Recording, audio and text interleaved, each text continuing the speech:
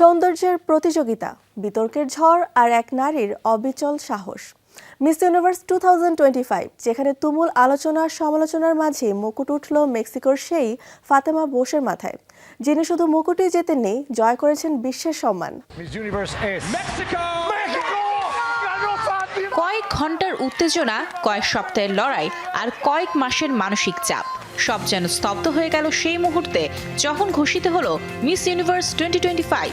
ভিড়ের মধ্যে কেঁপে উঠলেন ফাতিমা, চোখে আনন্দ, কিন্তু তার একটু আগের যাত্রা সে ছিল হার না মানার গল্প। মেক্সিকোর গুয়ানাজুয়াতো সরু গলিতে কেটেছে তার শৈশব। ছোটবেলায় স্বপ্ন ছিল ফ্যাশন ডিজাইনার হওয়া। স্কুল শিক্ষিকা মা শিখিয়েছিলেন নিজের কথা বলতে শেখো, নইলে কেউ তোমাকে শুনবে না।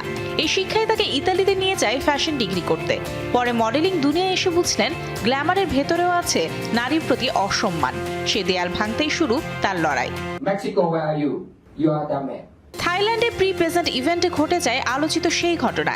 এক প্রমোশনাল সেশনে থাই প্রেজেন্ট পরিচালক নাওয়াট জনসমক্ষে ছুড়ে দেন অপমানজনক বাক্য, আর ইউ ডাম্প।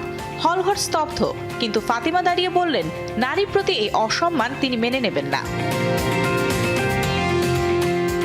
এই এক মুহূর্তই বদলে দেয় প্রতিযোগিতার গতি। শুরু হয় ওয়াকআউট। অনেক প্রতিযোগী, সাবেক মিস ইউনিভার্স সেলিব্রিটি সবাই দাঁড়িয়ে যান ফাতিমার পাশে। আন্তর্জাতিক মিডিয়ার ভাষায় the walkout that changes miss universe.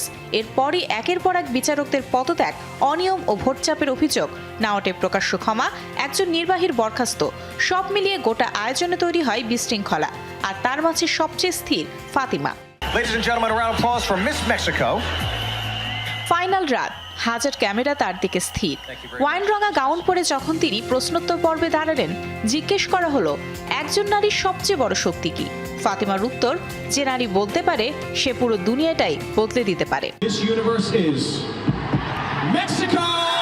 এই এক বাক্যই পাল্টে দেয় ফলাফল। বিজয়ের মুকুট পরানো মুহূর্তে তার চোখে ছিল নিজের লড়াইয়ের গল্প, লাখো নারীর কণ্ঠ আর সম্মান পাওয়ার অদম্য তৃষ্ণা। এ যেন মিস ইউনিভার্স নয়, এক আন্দোলনের প্রতীক। Mario Sen, showbiz tonight.